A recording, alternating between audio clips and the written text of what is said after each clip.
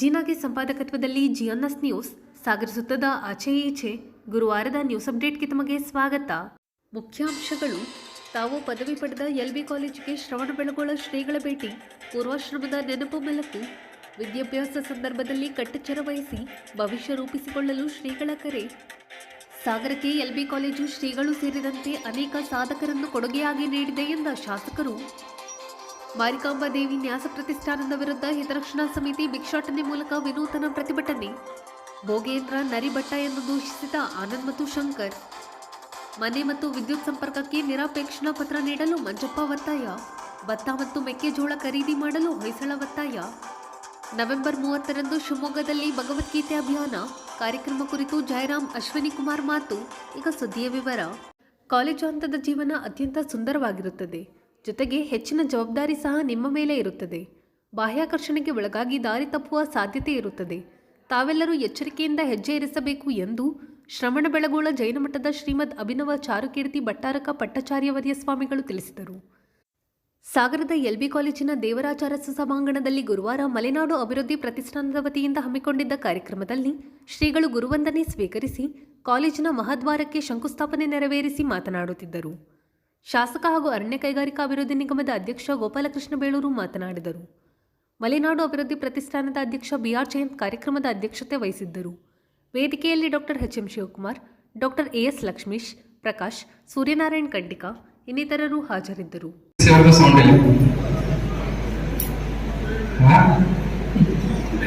ಹಾಗೆ ನಾವೆಲ್ಲರೂ ಕೂಡ ತಂದೆ ತಾಯಿಯ ಆಶ್ರಯದಲ್ಲಿ, ಮನೆಯ ಆಶ್ರಯದಲ್ಲಿ, ತಂದೆ ತಾಯಿಯ ನೆರಳಿನಲ್ಲಿ ಇದ್ದೇವೆ. ಅದೇ ರೀತಿಯಾಗಿ ಒಂದು ಊರಿನಲ್ಲಿ ಒಬ್ಬ ಅಜ್ಜ ಇದ್ದ.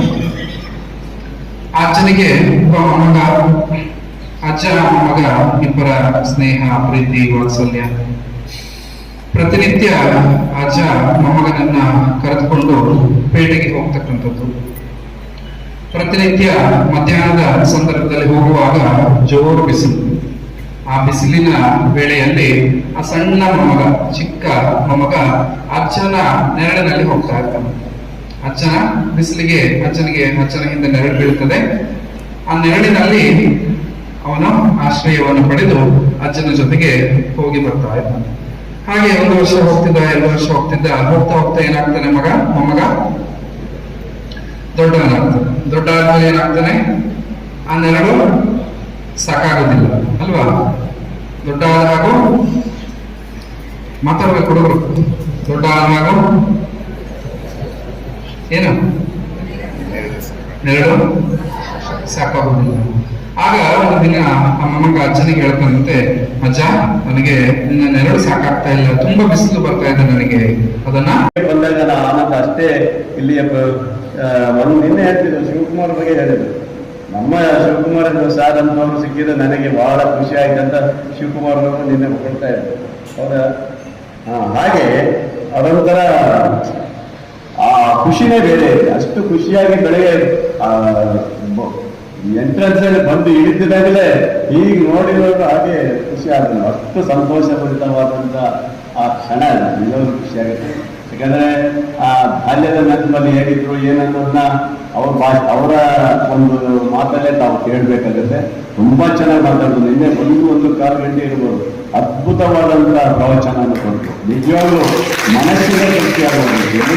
ನಾನು ಹೇಗಿದ್ದೆ, ಯಾರಾದೆ, ಏನಾದೆ, ಅದನ್ನ ಭಗವಂತನ ಇಚ್ಛೆ ಅಂತ ಹೇಳಿದ್ರು. ಅವ್ರ ಬ್ರದರ್ ಅಶೋಕ್ ಇದ್ದಾರೆ, ಅವ್ರ ಬ್ರದರ್ ಅಕ್ಷರ.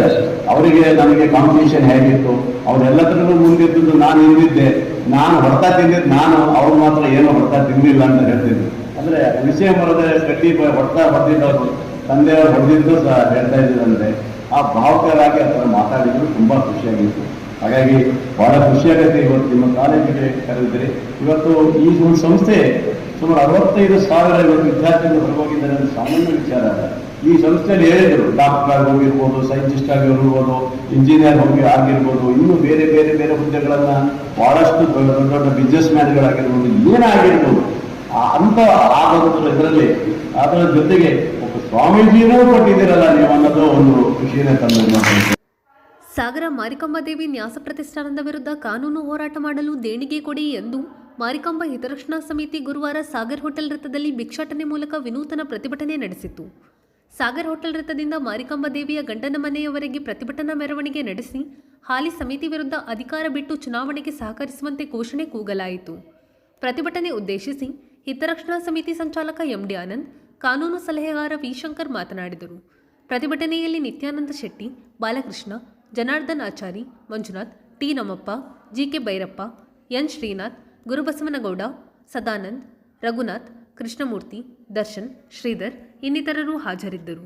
ಚುನಾವಣೆ ಸಂದರ್ಭದಲ್ಲಿ ಚುನಾವಣೆಯ ಪ್ರಕ್ರಿಯೆ ಪ್ರಾರಂಭವಾದ ಸಂದರ್ಭದಲ್ಲಿ ಗಣನಾಯಕ ಹೇಳುತ್ತೆ, ಚುನಾವಣೆಯ ಪ್ರಾರಂಭದಿಂದ ಚುನಾವಣೆಯ ಮುಕ್ತಾಯದವರೆಗೂ ಯಾವುದೇ ರೀತಿಯ ನ್ಯಾಯಾಲಯದ ಆದೇಶವನ್ನು ಮಾಡಕ್ಕೆ ಬರೋದಿಲ್ಲ ಅಂತೇಳಿ ಅಂತ ಸಂದರ್ಭದಲ್ಲೂ ಕೂಡ ಕೇವಿಟ್ ಹಾಕಿರ್ತಕ್ಕಂಥದ್ದು, ಯಾರು ನ್ಯಾಯಾಲಯಕ್ಕೆ ಹೋಗಬಾರ್ದು ಅಂತ ಕೇವಿಟ್ ಹಾಕಿರ್ತಕ್ಕಂಥದ್ದು, ಅದನ್ನು ಕೂಡ ಮರೆಮಾಚಿ ಒಂದು ಸಮುದಾಯದಿಂದ ಲಕ್ಷಾಂತರ ರೂಪಾಯಿಗಟ್ಟಲೆ ಆ ಸಮುದಾಯ ಕೊಟ್ಟು ಒಂದು ಸ್ಟೇಜ್ ಅಂದಿರ್ತಕ್ಕಂಥದ್ದು ಉಪನ್ಯಾಸ.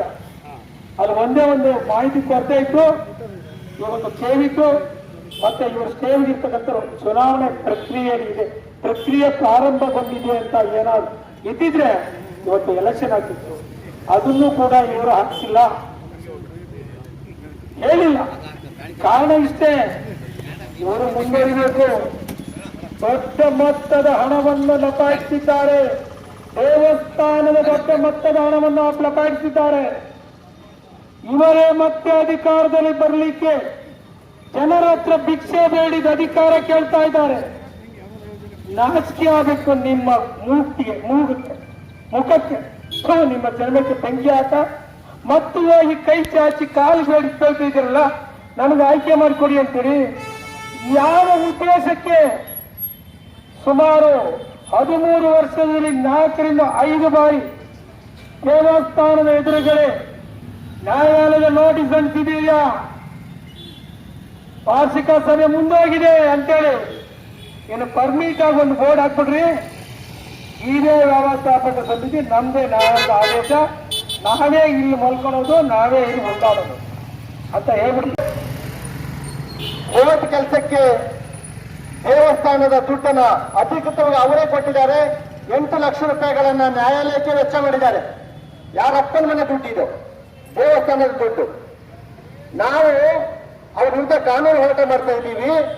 ನಮ್ಮ ಸ್ವಂತ ದುಡ್ಡು, ನಾವು ಬೋಂಡ ಮಾಡಿದ್ದು, ಬೀಡಂಗಡಿ ಇಟ್ಟಿದ್ದು, ಮೈಕ್ ಹಾಕ್ತವ್ರು, ಈ ತರ ಎಣ್ಣೆ ಮಿಲ್ಲವರು ಎಲ್ಲ 100 ರೂಪಾಯಿ 200 ರೂಪಾಯಿ ನಾವು ಕೋರ್ಟ್ ಕೇಸ್ ಮಾಡ್ತಾ ಇದ್ದೀವಿ.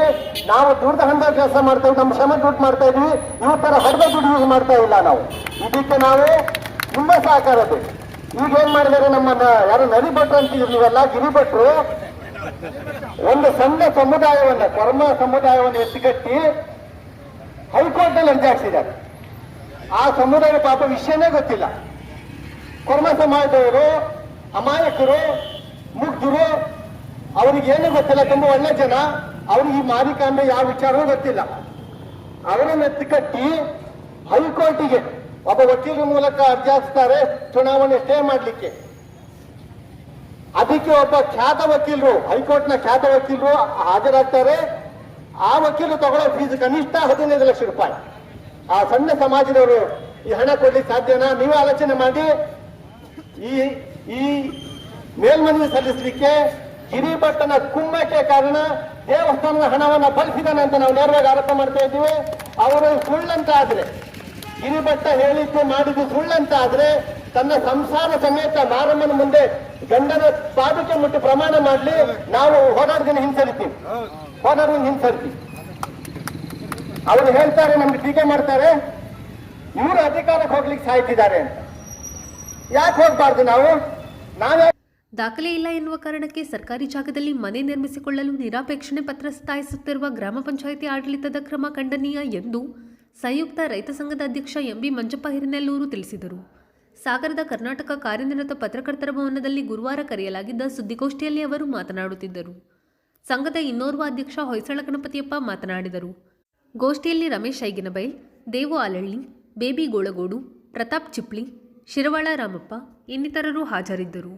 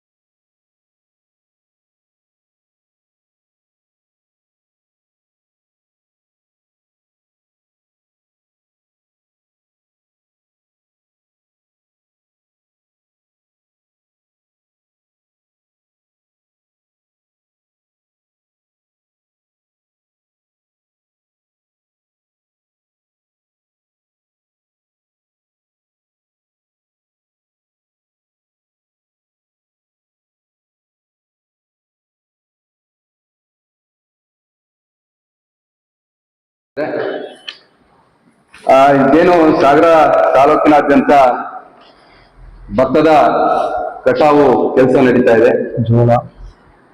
ಜೋಳನೂ ಕೂಡ ಕಟಾವು ನಡೀತಾ ಇದೆ. ಈ ಸಂದರ್ಭದಲ್ಲಿ ಪ್ರತಿ ಸಾರಿನೂ ಕೂಡ ಭತ್ತ ಕಟಾವಾಗಿ ಸೀಸನ್ ಮುಗಿದಾದ ನಂತರದಲ್ಲಿ ಭತ್ತ ಖರೀದಿ ಕೇಂದ್ರವನ್ನ ಓಪನ್ ಮಾಡೋಂಥದ್ದು ನಮ್ಮ ಸಾಗರದಲ್ಲಿ ನಾವು ನೋಡ್ತಾ ಬಂದಿದ್ದೀವಿ. ಅದಕ್ಕೆ ನಾವು ಈ ಪತ್ರಿಕಾಗೋಷ್ಠಿ ಮುಖಾಂತರ ನಮ್ಮ ಮಾನ್ಯ ಶಾಸಕರಿಗೆ ಮನವಿ ಮಾಡ್ಕೊಳ್ತಾ ಇದ್ದೇವೆ, ಶೀಘ್ರ ಭತ್ತ ಮತ್ತೆ ಮೆಕ್ಕೆಜೋಳ ಖರೀದಿ ಕೇಂದ್ರವನ್ನ ಸಾಗರದಲ್ಲಿ ಓಪನ್ ಮಾಡಬೇಕು ಅಂತ. ಹಾಗೆ ಈಗ ಸರ್ಕಾರದ ದರ ಭತ್ತಕ್ಕೆ 2,869 ರೂಪಾಯಿ, 2,369 ರೂಪಾಯಿ ಸಾಮಾನ್ಯ ಭತ್ತ ಇದೆ. ಆಮೇಲೆ ಎ ಗ್ರೇಡ್ 1,389 ರೂಪಾಯಿ ಇದೆ. ನಮಗೆ ಒಂದು ಕ್ವಿಂಟಾಲ್ ಭತ್ತ ಬೆಳಲಿಕ್ಕೆ ಸರಾಸರಿ ಒಂದು 3,000 ರೂಪಾಯಿ ಖರ್ಚು ಬರುತ್ತೆ ನಮ್ಮ ರೈತರ ಶ್ರಮವನ್ನು ಬಿಟ್ಟು.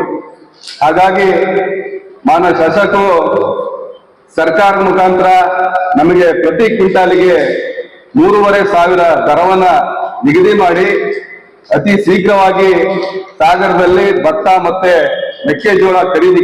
ಶಿವಮೊಗ್ಗದ ಫ್ರೀಡಂ ಪಾರ್ಕ್ನಲ್ಲಿ ನವೆಂಬರ್ 30ರಂದು ನಡೆಯಲಿರುವ ರಾಜ್ಯಮಟ್ಟದ ಭಗವದ್ಗೀತೆ ಅಭಿಯಾನ ಮಹಾಸಮರ್ಪಣೆ ಕಾರ್ಯಕ್ರಮಕ್ಕೆ ಸಾಗರ ತಾಲೂಕಿನಿಂದ ಕನಿಷ್ಠ 3,000 ರಿಂದ 5,000 ಜನರು ಪಾಲ್ಗೊಳ್ಳಲಿದ್ದು, ಇದಕ್ಕಾಗಿ 30 ಬಸ್ ಸೇರಿ ವಿವಿಧ ವಾಹನ ವ್ಯವಸ್ಥೆಯಾಗಿದೆ ಎಂದು ಭಗವದ್ಗೀತೆ ಅಭಿಯಾನ ಸಮಿತಿ ತಾಲೂಕು ಅಧ್ಯಕ್ಷ ಕೆವಿ ಜಯರಾಮ್ ತಿಳಿಸಿದರು. ಸಾಗರದ ಕರ್ನಾಟಕ ಕಾರ್ಯನಿರತ ಪತ್ರಕರ್ತರ ಭವನದಲ್ಲಿ ಗುರುವಾರ ಕರೆಯಲಾಗಿದ್ದ ಸುದ್ದಿಗೋಷ್ಠಿಯಲ್ಲಿ ಅವರು ಮಾತನಾಡುತ್ತಿದ್ದರು. ಶೃಂಗೇರಿ ಶಂಕರಮಠದ ಧರ್ಮದರ್ಶಿ ಅಶ್ವಿನಿಕುಮಾರ್ ಮಾತನಾಡಿದರು. ಗೋಷ್ಠಿಯಲ್ಲಿ ಮಾಸನಂಜುಂಡಸ್ವಾಮಿ, ಬದರಿನಾಥ್, ಜ್ಯೋತಿ ಮಣ್ಣೂರು, ಕಸ್ತೂರಿ ಕೃಷ್ಣಮೂರ್ತಿ, ಜ್ಯೋತಿ, ಮಮತಾ ಇನ್ನಿತರರು ಹಾಜರಿದ್ದರು. ನಾವೆಲ್ಲ ಶಾಲಾ ಕಾಲೇಜು ಮತ್ತು ಕೆಲವೊಂದು ಸಮಾಜ ಮತ್ತು ಕೆಲವೊಂದು ಭಾರತೀಯ ಸ್ತ್ರೀಶಕ್ತಿ ಸಂಘ ಇವೆಲ್ಲ ನಾವು 11ನೇ ಅಧ್ಯಾಯದ ಒಂದು ಭಗವದ್ಗೀತಾ ಅಭಿಯಾನವನ್ನು ಹಮ್ಮಿಕೊಂಡಿದ್ವಿ. ಇದು ಎಲ್ಲ ಕಡೆಯಿಂದ ಒಂದು ಮೆಚ್ಚುಗೆ ಪಾತ್ರ. ಅದು ಪೂರಕವಾದ ಸ್ವರ್ಣವಲ್ಲಿ ಶ್ರೀಗಳ ಒಂದು ಆಶೀರ್ವಾದ ಮತ್ತು ಸೂಚನೆ.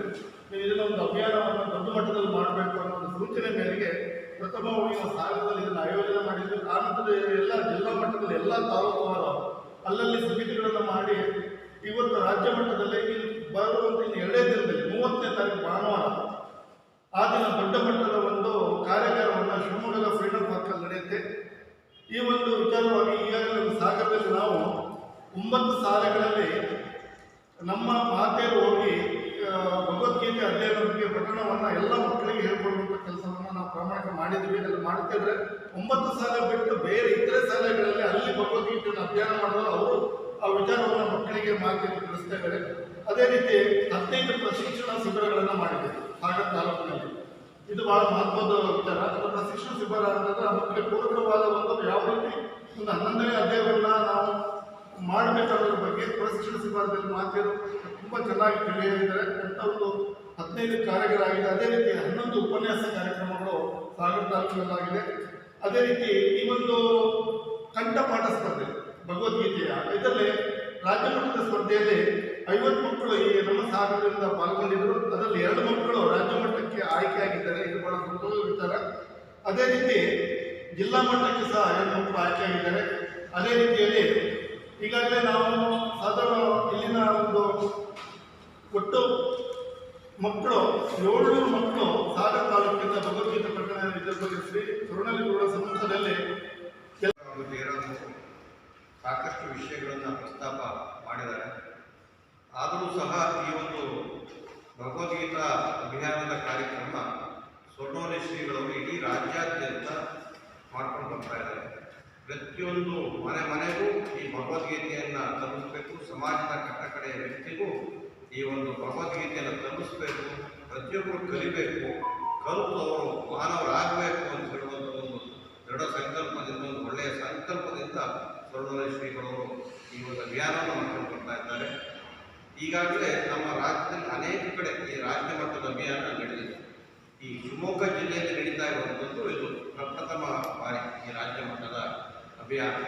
ಈ ಒಂದು ಅಭಿಯಾನದಲ್ಲಿ ಸುಮಾರು ಒಂದು 25,000 ಜನ ಸೇರುವ ನಿರೀಕ್ಷೆ ಇದೆ. ಹಾಗೆ ನಾವು ಈ ಸಂದರ್ಭದಲ್ಲಿ ನಾವು ಇಡೀ ಜಿಲ್ಲೆಯಲ್ಲಿ ಅನೇಕ ಶಾಲೆಗಳನ್ನು ನಾವು ಸಂಪರ್ಕ ಮಾಡಿದ್ದೇವೆ. ಯಾರಿಗೂ ಒತ್ತಾಯವನ್ನು ನಾವು ಮಾಡಲಿಲ್ಲ, ಅವರು ಸ್ವಯಂ ಪ್ರೇರಿತವಾಗಿ ಬಂದಿದ್ದಾರೆ. ಹಾಗೆ ನಮ್ಮ ಸಾಗರ ತಾಲೂಕಿನಲ್ಲೂ ಸಹ ಸ್ವಯಂ ಪ್ರೇರಿತವಾಗಿ ಇನ್ನೂ ಭಾಳ ದೊಡ್ಡ ಸಂಖ್ಯೆಯಲ್ಲಿ ನಮ್ಮೊಂದು 5,000 ಜನ ಸಂಖ್ಯೆ ಇಲ್ಲಿಂದ ಹೋಗಬೇಕು ಅಂತ ಹೇಳಿದ್ರು. ಸುಮಾರು ಒಂದು 2,000 ಜನ ಸಂಖ್ಯೆ ಅಂತ ಸಾಗರದಿಂದ ಹೋಗುವಂಥ ಎಲ್ಲರೂ ಸೇರಿ ಹೋಗುವಂಥ ನಿರೀಕ್ಷೆ ನಮಗೆ ಇದೆ. ಹಾಗೆ ಈ ಒಂದು ಕಾರ್ಯಕ್ರಮದಲ್ಲಿ ಸ್ವರ್ಣೋಲಿ ಶ್ರೀಗಳಾದಂಥ ಶ್ರೀ ಗಂಗಾಧರೇಂದ್ರ ಸರಸ್ವತಿ ಸ್ವಾಮಿಗಳವರ ದಿವ್ಯ ಸಾನ್ನಿಧ್ಯ ಇರುತ್ತದೆ.